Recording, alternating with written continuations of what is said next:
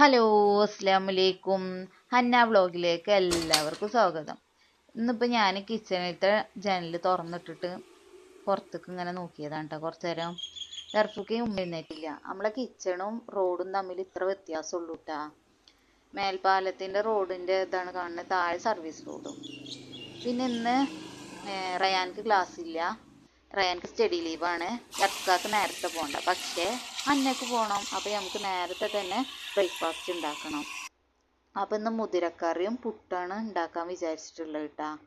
അപ്പോൾ മുതിര വേഗം കഴുകി വേവിക്കാൻ വെക്കുകയാണ്. പുട്ടുണ്ടാക്കാൻ നമ്മൾ ചോറ്, തലേ ദിവസത്തെ ചോറ് ബാക്കിയുള്ളത് എന്തെന്നറിയോ, നമ്മൾ നന്നായി കഴുകിയിട്ട് അതൊന്ന് മിക്സിയിലിട്ടിട്ട് ഉപ്പിട്ടിട്ട് മിക്സിയിലിട്ടൊന്ന് അടിക്കണം കേട്ടോ. അത് നല്ല സോഫ്റ്റ് പുട്ടായിരിക്കും കേട്ടോ.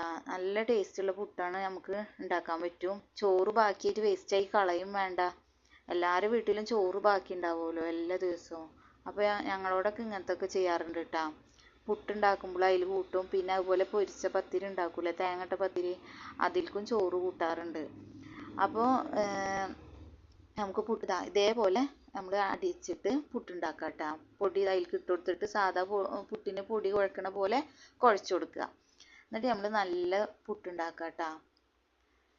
അപ്പത്തിന് ഉമ്മ എഴുന്നേറ്റ് വന്ന് കേട്ടോ. ഉമ്മ എഴുന്നേറ്റ് വന്ന് ഞങ്ങൾ ചായ കുടിക്കാനുള്ള പുറപ്പാടിലാണ്. ഇവിടെ ശർക്കര ചായയാണ് കാലത്ത് ഉണ്ടാക്കുക. എല്ലാവരും കാലത്ത് ശർക്കര ചായ ഉണ്ടാക്കും കേട്ടോ. റയാൻക്ക് ശർക്കര ചായ ഇഷ്ടമല്ല, റയാൻ പഞ്ചസാര. ഇപ്പോൾ ഇതാ മുതിര വേവിക്കാൻ വെച്ചിട്ടുണ്ട്. ഇനി പുട്ടിനുള്ള തേങ്ങ ചിരകണം, മുതിര താളിക്കണം, ആ പരിപാടി മാത്രമേ ഉള്ളൂ. അപ്പോൾ ഞാൻ വേഗം പോയി തേങ്ങ ചിരകട്ടാ, ചിരകിയിട്ട് വരാം. ഞാൻ വേഗം തന്നെ തേങ്ങ ചിരകി, ഉമ്മ വേഗം പുട്ടുണ്ടാക്കുന്നുണ്ട്. അപ്പോൾ ഞങ്ങൾ രണ്ടാളും ചായ എടുത്ത് വെച്ചിട്ട് കുറേ നേരമായി കുടിച്ചിട്ടില്ല ഇതുവരെ. നമ്മളങ്ങനെയാണല്ലോ, എടുത്ത് വെക്കും വേഗം നമ്മളെ കാര്യം അവിടെ ഇടും. ഇത് കഴിയട്ടെ എന്ന് വിചാരിച്ചിട്ട് നിൽക്കും കേട്ടോ. അങ്ങനെ മുതിര താളിക്കാനുള്ള ഉള്ളികളൊക്കെ അരിഞ്ഞ് സെറ്റാക്കി വെച്ചിട്ടുണ്ട്. ഞാൻ വേഗം തന്നെ അപ്പത്തിനും പോയിട്ട് അന്നനെ വിളിച്ചുണർത്തിയിട്ടാ. അന്നനെ ബാത്റൂമിൽ കയറ്റിയിട്ടുണ്ട്. അപ്പത്തിനും ഉമ്മ വേഗം മുതിരൊക്കെ താളിച്ച് അന്നൻ്റെ ടിഫിനൊക്കെ സെറ്റാക്കി വെച്ചിട്ടാ. അന്നതാ സ്കൂളിൽ പോവുകയാണ്. നിങ്ങൾക്ക് എല്ലാവർക്കും നമ്മുടെ ചാനൽ ഇഷ്ടമാവുന്നുണ്ടെങ്കിൽ ഒന്ന് സബ്സ്ക്രൈബും ലൈക്കും ഷെയറും ചെയ്യണേ.